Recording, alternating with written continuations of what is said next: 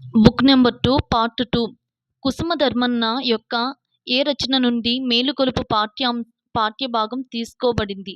హరిజన శతకం నుండి కుసుమధర్మన్న యొక్క మేలుకొలుపు పాఠం హరిజన శతకం నుండి తీసుకోబడింది. విద్యను, పిల్లల పెంపకాన్ని మేలవరించిన, అవసరాన్ని గుర్తించిన అరుదైన పిల్లల ప్రేమికుడు గుడిపాటి వెంకటాచలం. పిల్లల ప్రేమికుడు ఎవరంటే గుడిపాటి వెంకటాచలం. ఎక్కడ మనస్సు నిర్భయంగా ఉంటుందో చలం గారు ఎవరి రచన నుండి అనువదించారు? రవీంద్రనాథ్ ఠాగూర్. ఎక్కడ మనస్సు నిర్భయంగా ఉంటుందో అని చలం గారు ఎవరి రచన నుండి అనువదించారు? రవీంద్రనాథ్ ఠాగూర్. సమదృష్టి 8th క్లాస్ తెలుగులో ఉంది. సమదృష్టి అను పాఠము. ప్రక్రియ సమదృష్టి పాఠం యొక్క ప్రక్రియ గజలు, ఇతివృత్తం, సమానత్వము. సమదృష్టి, సమానత్వము. ఈ సమదృష్టి అనే పాఠాన్ని ఎవరు రచించారంటే పైడి తెరేష్ బాబు రచించారు. ఈ పైడి తెరేష్ బాబు రచనలు అల్పపీడనం, హిందూ మహాసముద్రం అనేటువంటివి రచనలు. ప్రస్తుత పాఠ్యభాగం అల్పపీడనం గజల్ సంపుటి నుండి స్వీకరించబడింది. గజల్ ప్రక్రియ గజల్ గదా. గజల్ అనే పదం గజాల్ నుండి పుట్టింది. ఉర్దూ సాహిత్యం నుంచి తెలుగులోనికి వచ్చిన సాహిత్య ప్రక్రియ.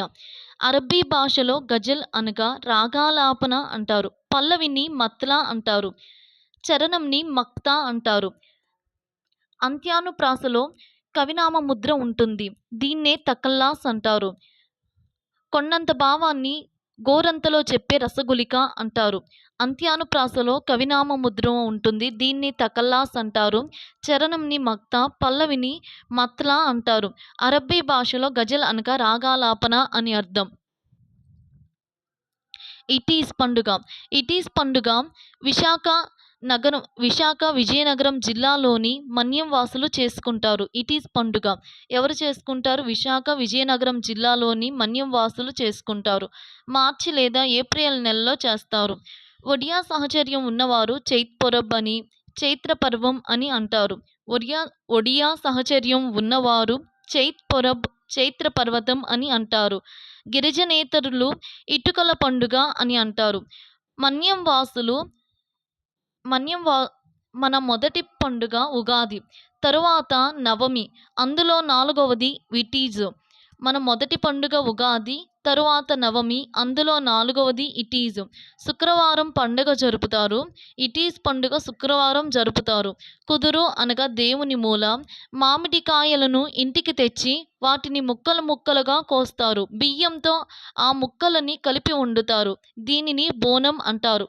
మామిడికాయలతో ముక్కలుగా కోసి దాన్ని బియ్యంతో కలిపి వండి ఆ వంటకాన్ని బోనం అంటారు. రొడ్డ అంటే మామిడి, సీతాఫలం మొదలైన ఆకులు. కనుసు అంటే ఊరేగింపు. రొడ్డ అంటే మామిడి, సీతాఫలం మొదలైన ఆకులు. కనుసు అనగా ఊరేగింపు అని అర్థం.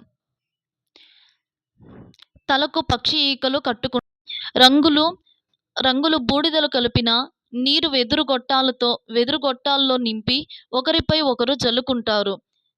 పనసకాయను జంతుతల ఆకారంగా చేస్తారు. శంకుదేవుని కొరకు ప్రతి ఇంటి నుండి గుప్పెడు విత్తనాలు, బియ్యం సేకరిస్తారు. చివరి రోజును మారుటీస్, నూరిటీస్ అంటారు. చివరి రోజును ఏమంటారు? మారుటీస్, నూరిటీస్ అంటారు. తుడుము అనగా గిరిజన వాయిద్య పరికరం. రొడ్డ కనుసు అనగా గ్రామ ఊరేగింపు. పెన్నేటి పాట. ఈ పెన్నేటి పాట పర్యావరణం, ఇతివృత్తం, పాట ప్రక్రియ. పెన్నేటి పాట ఉంది కదా, పాటలో పాట ప్రక్రియ. ఈ పెన్నేటి పాటను రచించిన వారు విద్వాన్ విశ్వం గారు రచించారు. కోటి గొంతులకి నెరమీటుకొనుచు, కోటి గుండెల కంచెర కొట్టుకొనుచు, వినిపింతునింకా నీటి రాయలసీమ పిన్నేటి పాట. పాట రూపంలో ఉంటుంది. ఈ పిన్నేటి పాట విద్వాన్ విశ్వం గారు రచించారు. రాతలు గీతలు విలాసిని రాయలసీమ సౌందర్యాన్ని, సంతోషాన్ని, విషాదాన్ని సవరంగా చిత్రించినటువంటి పెన్నేటి పాట ఖండిక నుండి తీసుకున్నాం. రాయలసీమ జీవిత చరిత్రను గురించి విద్వాన్ విశ్వం గారు రచించారు. రాతలు గీతలు రాయలసీమ సౌందర్యాన్ని చెప్పినటువంటి వ్యక్తి విద్వాన్ విశ్వం. ఈ కూచిపూడి నృత్యం అనేది సిద్ధేంద్ర యోగి కూచిపూడి నాట్య కళకు మూలపురుషుడు. సిద్ధేంద్ర యోగి కూచిపూడి నాట్యం అనేటువంటిది ప్రవేశపెట్టాడు. ఆంధ్ర రాష్ట్రంలో కృష్ణా జిల్లాలోని దివిసీమలో కూచిపూడి అనేటువంటి గ్రామంలో ఆవిర్భవించింది కూచిపూడి నాట్యం అనేది. కూచిపూడి నాట్యం ఎక్కడ ఆవిర్భవించింది, ఎక్కడ పుట్టింది అంటే ఆంధ్ర రాష్ట్రం కృష్ణా జిల్లాలో దివిసీమలో ఈ కూచిపూడి నాట్యం పుట్టింది. భామా కలాపం అనగా తెలుగులో ఇది మొట్టమొదటి నృత్య నాటకం. యక్షగానాది కళారూపాలను స్వీకరించి కూచిపూడి నాట్యం అభివృద్ధి చేశారు. యక్షగానాది కళారూపాలను స్వీకరించి కూచిపూడి నాట్యం అభివృద్ధి చేశారు. పగటి వేషాల్లో ప్రధానమైనది అర్ధనారీశ్వర వేషము. అభినయం అనగా 4 రకాలు. ఈ 4 రకాలు ఆంగిక అభినయం, అవయవాల కదలికతో చేసేటువంటి భావ వ్యక్తీకరణ. ఆంగిక అభినయం అనగా అవయవాల కదలికతో చేసేటువంటి భావ వ్యక్తీకరణ. వాచిత అభినయం అనగా భాష ద్వారా వ్యక్తీకరణ, వాచిత అభినయం. ఆహార్య అభినయం అనగా వేషం ద్వారా భావ వ్యక్తీకరణ. సాత్విక అభినయం అనగా శరీరంలో కలిగే భావ వ్యక్తీకరణ. ఆంగిక అభినయం అవయవాల కదలికతో, వాచిత అభినయం భాష ద్వారా వ్యక్తీకరణ. ఆహార్య అభినయం వేషం ద్వారా భావ వ్యక్తీకరణ. సాత్విక అభినయం శరీరంలో కలిగే మార్పులు. వివిధ విద్య వలనను వినయంబు అనేటువంటి పద్యాన్ని భర్తృహరి రచించాడు. ఆమడ అనగా 8 మైళ్ళ దూరం. ఆమడ అనగా 8 మైళ్ళ దూరం. శృత పాండిత్యం అనగా వినడం ద్వారా నేర్చుకోవడం. శృత పాండిత్యం అనగా వినడం ద్వారా నేర్చుకోవడం. శృతుడు అంటే వినేటువంటి వాడిని, వినడం ద్వారా నేర్చుకోవడం శృత పాండిత్యం. ఆమడ అనగా 8 మైళ్ళ దూరం. తోలుబొమ్మలాట 5వ తరగతి తెలుగు 5వ పాఠం తోలుబొమ్మలాట. ఈ తోలుబొమ్మలాట ఒక జానపద కళ. కెవి రామకృష్ణ రచించిన తోలుబొమ్మలాట వ్యాసం ఆధారం. ఇతివృత్తం కళలు తోలుబొమ్మలాట ఇతివృత్తం కళలు ప్రక్రియ వ్యాస ప్రక్రియ. 3వ తరగతి మూడవ తరగతి నా బాల్యం నాజరు. నాజర్ కూడా ఇతివృత్తం కళలు. అక్కడ కూడా ఇతివృత్తం కళలు. 90 ఆమడలైన వెళ్ళి తోలుబొమ్మలాట చూడాలి అనేది ప్రాచీన నానుడి. 3వ శతాబ్దం నాటికే ప్రారంభంలో ప్రచారంలో ఉంది. ఈ 3వ శతాబ్దం నాటికి ప్రాంతంలో ప్రచారం ఉంది. మహారాష్ట్ర నుండి వలస వచ్చిన ఆర్య కులస్తుల నుండి ఈ తోలుబొమ్మలాట ఇతర కులస్తులకు సంక్రమించింది. మహారాష్ట్ర నుండి వలస వచ్చిన ఆర్య కులస్తుల నుండి ఈ తోలుబొమ్మలాట ఇతర కులస్తులకి సంక్రమించింది. మోదుగ పువ్వు. ఈ తోలుబొమ్మలాటలో మోదుగ పువ్వు, బంక, దీపపు మసి వంటి సహజ సిద్ధమైన రంగులు తోలుబొమ్మలాటలో వాడతారు. 3 రోజుల పాటు తోలుబొమ్మలాట ప్రదర్శిస్తారు. కోలాటం. కోలాటంలో ఎంతమంది ఉంటారు అంటే 16 నుండి 40 మంది సభ్యులు కోలాటంలో పాల్గొంటారు. ముఖత పారాయణం అనగా ఒకరు చెబుతుంటే విని నేర్చుకోవడాన్ని ముఖత పారాయణం అంటారు. ముఖం చూసి అంటే ఒకరు చెబుతుంటే విని నేర్చుకోవడాన్ని ముఖత పారాయణం అంటారు. హాస్య పాత్రలు. ఈ హాస్య పాత్రలు ఎవరెవరంటే కేతిగాడు, బంగారక్క. కేతిగాడుని జుట్టు పోలికాడు అంటారు. తోలుబొమ్మలాటలో 6 నుండి 8 కళాకారులు ఉంటారు. తోలుబొమ్మలాటలో ఎంతమంది కళాకారులు ఉంటారు? 6 నుండి 8 కళాకారులు. కోలాటంలో ఎంతమంది కళాకారులు ఉంటారు? 16 నుండి 40 మంది పాల్గొనవచ్చు. కూరలో మసాలా బాగా వెయ్యి. సన్నెకల్లు మీద మసాలా నూరుతున్నాడు. ఇక్కడ వెన్నెల అనేటువంటి పాఠంలో ఉండేటువంటివి ఇవి. కూరలో మసాలా బాగా వెయ్యి, సన్నెకల్లు మీద మసాలా నూరుతున్నాడు. 1116 దీనికి ఆన్సరు. ఎరుక గలవారి చరితలు. ఈ పద్యాన్ని రాసినటువంటి వారు నన్నయ్య. ఎరుక గలవారి చరితలు నన్నయ్య. జయగీతం. ఈ జయగీతం అనేటువంటిది 5వ తరగతి తెలుగు 4వ పాఠం జయగీతం. ఇతివృత్తం మహనీయుల చరిత్ర, ప్రక్రియ, పాట ప్రక్రియ. ఈ జయగీతం అనేటువంటి పాఠాన్ని రచించింది బోయి భీమన్న. ఈ బోయి భీమన్న యొక్క రచనలు పాలేరు, కూలిరాజు అనేది నాటికలు. గుడిసెలు కాలిపోతున్నాయి, మధుగీత అనేవి ఖండకావ్యాలు. పాలేరు నుంచి పద్మశ్రీ వరకు అనేది స్వీయ చరిత్ర. బోయి భీమన్న యొక్క పాలేరు, కూలిరాజు అనేవి నాటికలు. ఖండకావ్యాలు ఏమిటి అంటే గుడిసెలు కాలిపోతున్నాయి, మధుగీత. పాలేరు నుంచి పద్మశ్రీ వరకు అనేది స్వీయ చరిత్ర. సంవిధానం అనగా రాజ్యాంగం అని అర్థం. తథాగత అనగా బుద్ధుడా అని అర్థం. వేదాంతం అనగా ఉపనిషత్తులు అని అర్థం. సాయం అనేటువంటి పాఠము 5వ తరగతి 2వ చాప్టరు 2వ పాఠం సాయం అనేటువంటి పాఠం. ఇతివృత్తం పరోపకారం. పరులకు ఉపకారం చేయాలి. రవి పిచ్చుకకి ఏ విధంగా అయితే సహాయం చేశాడో అదే విధంగా సాయం అనేటువంటి పాఠం ఇతరులకి పరోపకారం చేయాలి అనేది ఇతివృత్తము. ప్రక్రియ, కథనం ప్రక్రియ. ఈ సాయం అనేటువంటి పాఠాన్ని ఎవరు రచించారంటే దక్షిణ ఆహ్, జాకోబ్ అనేటువంటి దక్షిణాఫ్రికా నవలా రచయిత. రవికి పిచ్చుకలంటే ఇష్టము. అక్కడ పిచ్చుక. ఈ దేశమును ప్రేమించుమన్నా గురజాడ వెంకటప్పారావు రచించారు. దేశమును ప్రేమించుమన్నా. తెలుగు తల్లి శ్రీరంగం శ్రీనివాసులు రచించారు. ఏ దేశమేగినా రాయప్రోలు సుబ్బారావు. ఇవన్నీ కూడా ఇతివృత్తం దేశభక్తి, ప్రక్రియ గేయం ప్రక్రియ.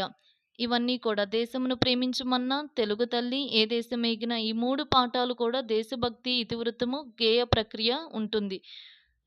దేశమును ప్రేమించమన్న ఎవరు రచించారు? గురజాడ వెంకటప్పారావు. తెలుగు తల్లి శ్రీశ్రీ రచించారు. ఏ దేశమేగినా రాయప్రోలు సుబ్బారావు రచించారు. 7వ తరగతి అక్షరం అనేటువంటి పాఠాన్ని ఎవరు రచించారంటే రాయప్రోలు రావినూతల ప్రేమకిషోర్ రచించాడు. అక్షరం అనేటువంటి పాఠాన్ని రావినూతల ప్రేమకిషోర్ బాబు రచించాడు. 2వ పాఠం మాయాకంబలి కలువకొలను సదానంద రచించాడు. చిన్ని శిశువు తాళపాక అన్నమయ్య రచించాడు. చిన్ని అన్నమయ్య. మర్రి చెట్టు త్రిపురనేని గోపీచంద్ రచించారు. పద్య పరిమళం శతక కవులు రచించారు.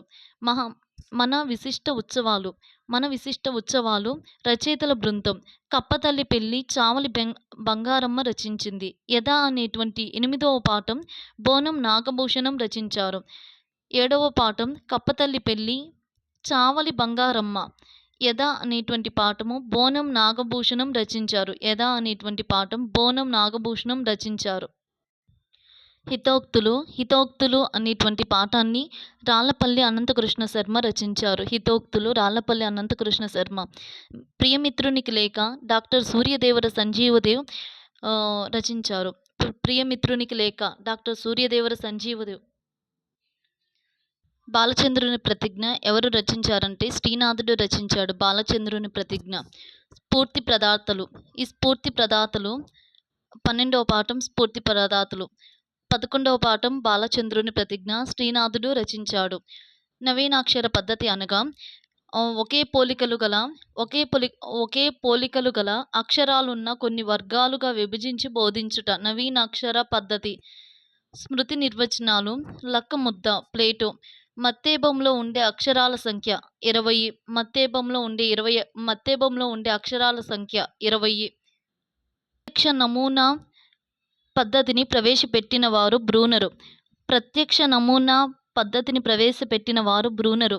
జాతీయ విద్యా ప్రణాళిక చట్టం 2005 ప్రాధాన్యత జ్ఞాన నిర్మాణం. జాతీయ విద్యా ప్రణాళిక చట్టం 2005 ప్రాధాన్యత జ్ఞాన నిర్మాణం.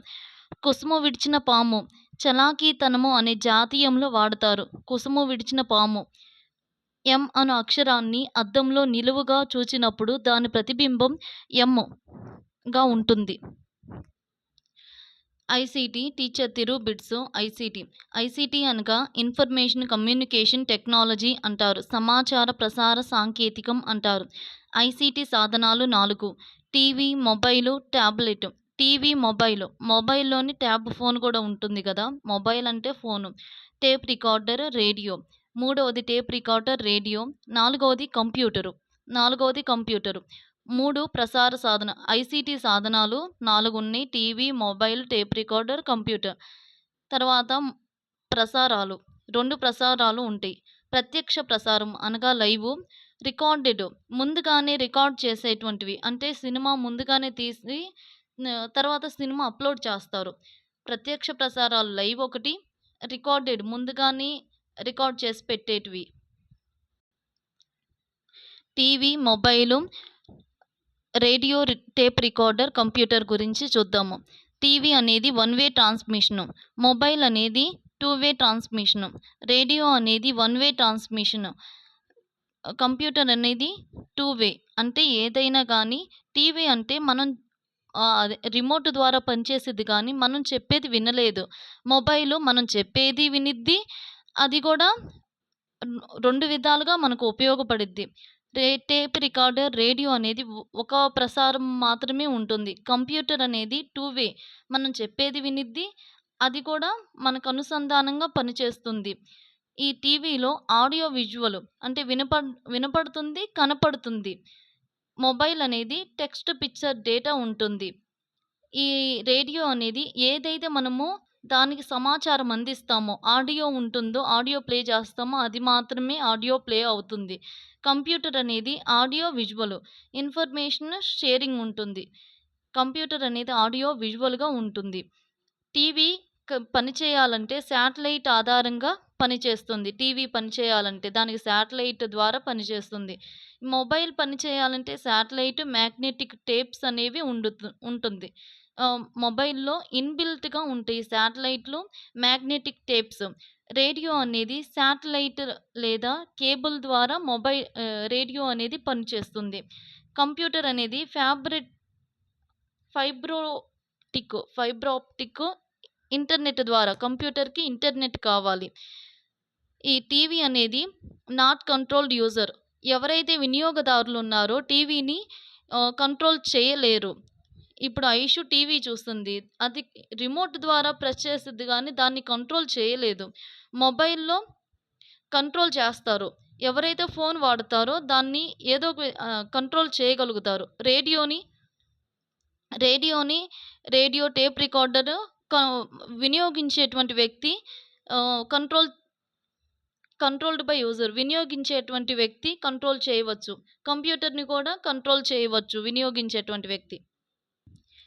టీవీ. ఈ టీవీలో నీడ్ కేబుల్ డీటీహెచ్. టీవీలో అంటే కేబులు డీటీహెచ్ అనేది అవసరం ఉంటుంది. మొబైల్‌లో needs service provider. Radio, tape recorder inbuilt system. Radio, tape రికార్డర్‌లో ఇన్‌బిల్ట్ సిస్టమ్ అనేది ఉంటుంది. కంప్యూటర్ సాఫ్ట్‌వేర్ అండ్ నెట్ ఆధారంగా ఈ కంప్యూటర్ అనేది పనిచేస్తుంది.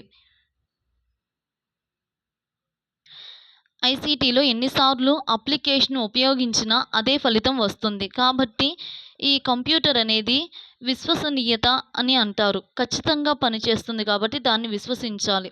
2 2s ఆర్ 4 అనేది ఎప్పుడైనా కానీ అలానే వస్తుంది. మానవుడైతే తప్పు చెప్పవచ్చు కానీ కంప్యూటరు ఒక సిస్టమ్ అనేది ఎప్పుడైనా తప్పు చెప్పదు. సూచనలకు అనుగుణంగా దోషరహిత ఫలితాలు ఇస్తుంది. దీనినే ఖచ్చితత్వం అంటారు. ఒక బైట్ అనగా 8 బిట్లు. 1024 1024 బైట్స్ అనగా 1 కిలోబైట్. 1024 కిలోబైట్స్ అనగా 1024 కిలోబైట్స్ అనగా 1 మెగాబైట్. 1024 మెగాబైట్స్ అనగా 1 గిగాబైట్. 1024 గిగాబైట్స్ అనగా 1 టెరాబైట్. ఒక బైట్ అనగా 8 బిట్లు. 1024 బైట్స్ అనగా 1 కిలోబిట్. 1024 కిలోబైట్స్ అనగా 1 మెగాబైట్. 1024 మెగాబైట్స్ అనగా 1 గిగాబైట్. 1024 జీబీ.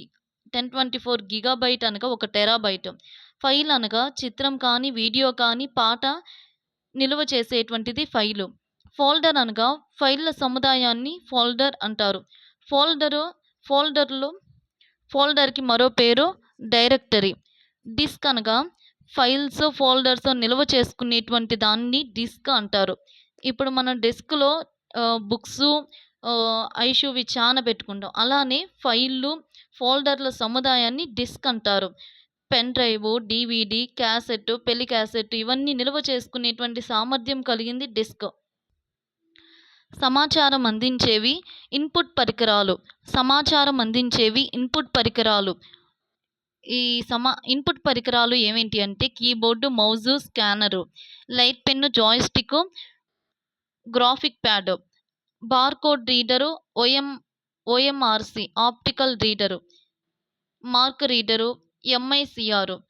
ఎంఐసిఆర్ అనగా magnetic ink character reader. OCR అనగా optical character reader. Speech recognition system. Touch pad, touch screen, microphone, web cam ఇవన్నీ కూడా ఇన్పుట్ పరికరాలు. అవుట్పుట్ పరికరాలు అనగా ఎల్సిడి, మానిటర్, ప్రింటరు, స్కా మానిటర్, ప్రింటరు, స్పీకరు. అవుట్పుట్ పరికరాల్లోని సిపియు కూడా వస్తుంది. Central processing unit, sound card, micro processor. Application software అంటే ఏంటి? ఆపరేటింగ్ సిస్టమ్ సాఫ్ట్వేర్ అంటే ఏంటో తెలుసుకుందాం. ఈ అప్లికేషన్ సాఫ్ట్వేర్లో కంప్యూటర్లో ప్రత్యేక పనిని నిర్వర్తించడానికి తయారు చేసే సాఫ్ట్వేర్ ప్రోగ్రామ్ని ఈ అప్లికేషన్ సాఫ్ట్వేర్ అంటారు. ఉదాహరణకి MS office, VLC, video player, Winamp ఇవన్నీ కూడా అప్లికేషన్ సాఫ్ట్వేర్లో ఏ విధంగా పనిచేయాలో తెలియజేసేటువంటి ఉదాహరణలు. ఆపరేటింగ్ సిస్టమ్ సాఫ్ట్వేర్ అనగా కంప్యూటర్ పనిచేయడానికి ఇతర ప్రోగ్రామ్లు, అప్లికేషన్ సాఫ్ట్వేర్ పనిచేయడానికి ఇది తప్పనిసరిగా ఆపరేటింగ్ సిస్టమ్ సాఫ్ట్వేర్ ఉంటుంది. ఉదాహరణ విండో, లినక్స్, డాస్, ఎంఏసి ఇవన్నీ కూడా operating system software. Storage device అనగా పెన్ డ్రైవ్, డివిడి, సిడి ఇవన్నీ కూడా స్టోరేజ్ డివైస్. కంప్యూటర్ల అనుసంధానం నెట్వర్క్ అంటారు. నెట్వర్క్లను అనుసంధానించే నెట్వర్క్ని ఇంటర్నెట్ అంటారు. కొన్ని మిలియన్ల కంప్యూటర్లను ఏకం చేసేది ఇంటర్నెట్. డబ్ల్యూడబ్ల్యూ అనగా వరల్డ్ వైడ్ వెబ్ అని అంటారు. డబ్ల్యూడబ్ల్యూ